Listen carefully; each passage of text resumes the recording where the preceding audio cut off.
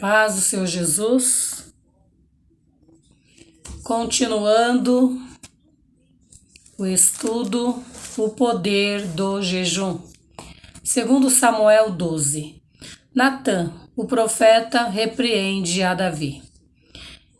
Segundo Samuel 12, primeiro em diante. E o Senhor enviou Natã a Davi, e entrando ele a Davi, disse-lhe: havia em uma cidade, 2 homens, um rico, outro pobre. O rico tinha muitíssimas ovelhas e vacas, mas o pobre não tinha coisa nenhuma, senão uma pequena cordeira que comprara e criara. E ela tinha crescido com ele e com seus filhos igualmente. Do seu bocado comia e do seu copo bebia, e dormia em seu regaço e a tinha como filha. E vindo ao homem rico, um viajante, deixou este de tomar das suas ovelhas e das suas vacas para cozinhar, para o viajante que viera a ele. E tomou a cordeira do homem pobre e a preparou para o homem que viera a ele. Então o furor de Davi se acendeu em grande maneira contra aquele homem e disse a Natã: vive o Senhor, que digno de morte é o homem que fez isso. E pela cordeira tornará a dar o quadruplicado, porque fez tal coisa e porque não se compadeceu.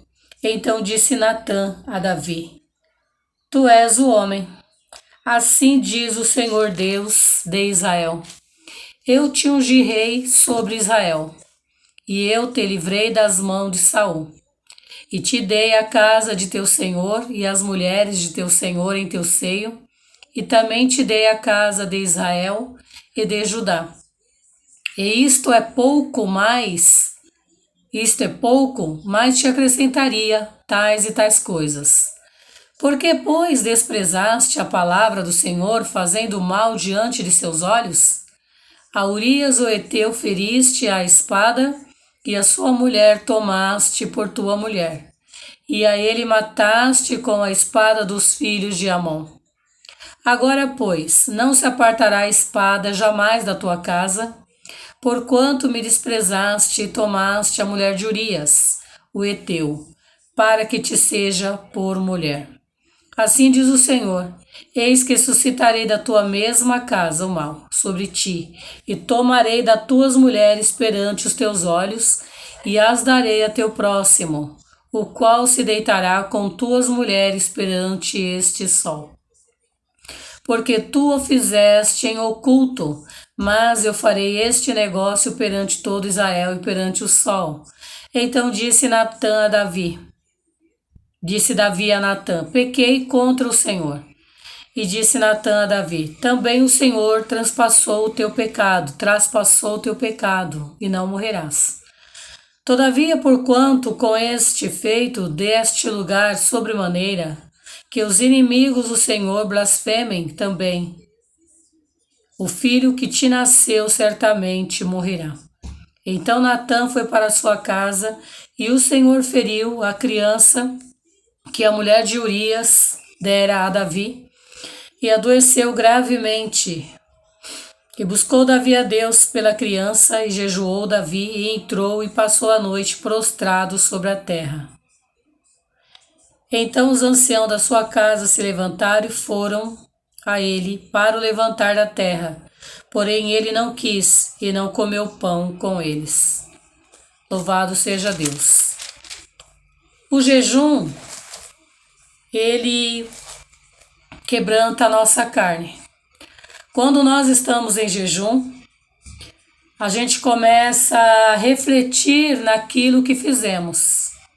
E se nós se ponhamos diante de Deus, como a rainha Esther colocou ela, o Mardoqueu, seu tio, e todo o povo hebreu que vivia ali nas cercanias, daquele rei, aonde ela se tornou rainha, quando aquele homem queria os matar, exterminar os judeus em Suzã, a palavra de Deus ela fala que ela se propôs a jejuar 3 dias e 3 noites para entrar na presença do rei. Antes de ir até o rei, ela teve que jejuar, porque a lei era essa: quando o rei não chamava, aquele que aparecesse diante do rei era atrevido. E se o rei não colocasse, abaixasse o cetro, a pessoa era morta, já estava condenada à morte. E a palavra que fala sobre o jejum. O profeta Natã, ele foi repreender Davi, em 2 Samuel 12, porque Davi, aqui no 11, ele cometeu um adultério e um homicídio. Se nós for indo para trás, a palavra do Senhor diz que Deus dava as guerras a Davi. Mas Davi, ele era um homem que ele ambicionava. Ele tinha uma fraqueza carnal. E ele cobiçou a mulher de Urias, o Eteu. O Urias, se a gente for observar, ele era Eteu, ele não era israelita e nem hebreu. Ele era um homem estrangeiro e ele guerreava pelas guerras de Israel. E a palavra de Deus fala que Urias, ele era um soldado fiel a Deus e ao rei Davi. E passando alguns dias desse adultério, a mulher se percebeu que ela estava grávida. Então nós podemos imaginar que esse homem vivia casado, né? Poderia ser os dois bem jovens. Ela não havia engravidado do marido e Davi cobiçou, desejou, mandou buscar, deitou-se com ela, mesmo ela sendo casada. E ela engravidou, mandou avisar. E o que ele fez? Mandou matar Urias. Joga ele na frente da batalha, porque por mais que Urias fosse um bom soldado, um bom guerreiro, como a Bíblia fala, na frente da batalha, você está na frente de uma batalha, você é as primeiras munições que vai até você.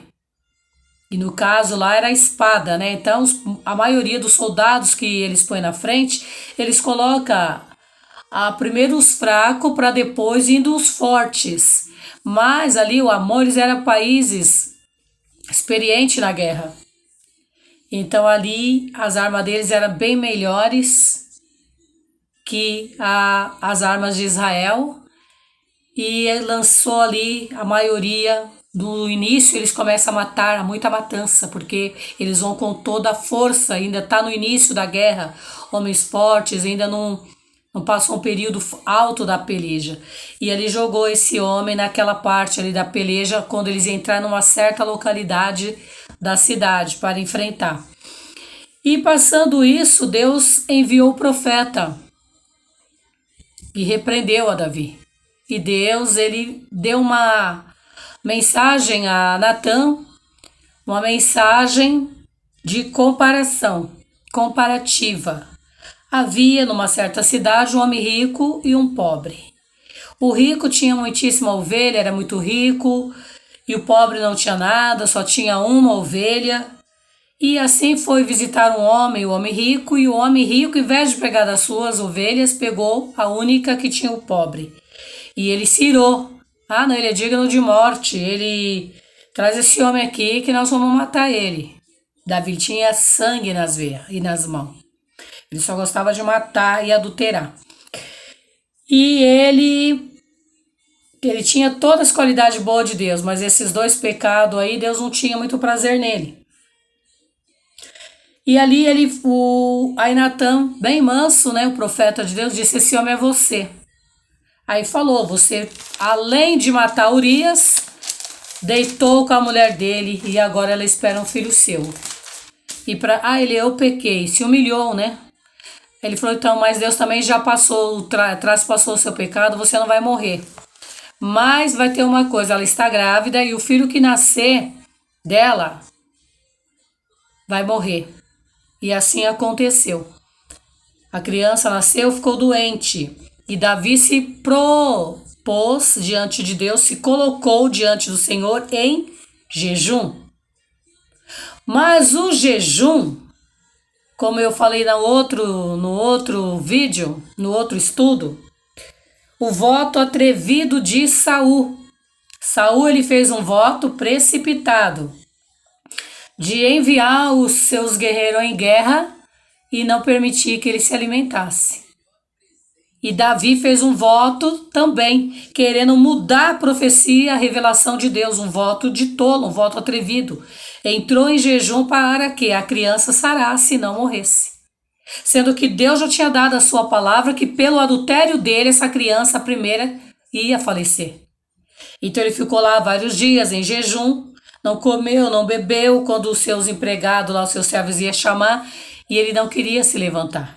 Mas quando ele recebeu a notícia que a criança estava morta, então Davi se levantou da terra e se lavou e se ungiu e mudou os vestidos e entrou na casa do Senhor e o adorou. Então veio à sua casa e pediu pão e lhe puseram pão e comeu. Os servos não entenderam e disseram-lhe seus servos: que é isto que fizeste?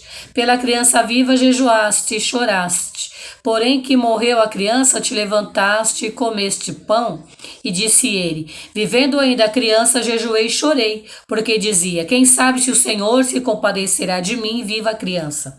Porém, agora que é morta, por que jejuaria eu agora? Poderei eu fazê-la mais voltar? Eu irei a ela, porém ela não voltará mais a mim. Então consolou Davi a Betseba. Deus, ele trabalhou nos dias que ele jejuou, deu para ele consciência que a criança iria morrer, mas ele ficou ali em jejum. Talvez haja esperança para mim, mas para certo tipo de pecado, nossas iniquidades, e Deus falar que nós vamos passar, nós temos que jejuar sim, para nós não se irar, não se revoltar contra Deus e cometer pecados maiores de murmuração, de blasfêmia contra o Espírito Santo. Mas Deus não vai desviar sua ira até que cumpra aquilo que ele ordenou, o castigo que nós temos que passar. Porque a criança morreu, ele levantou-se, ungiu, se arrumou, porque cumpriu o que Deus falou. E Deus vai e fortalece ele novamente.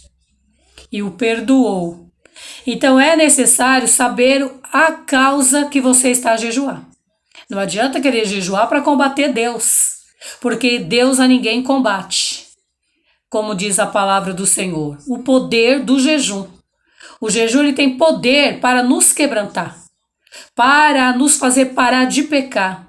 O jejum tem poder para afastar o diabo de nós, o mal de nós, aquilo que ataca a nossa carne com desejos pecaminosos. O poder do jejum.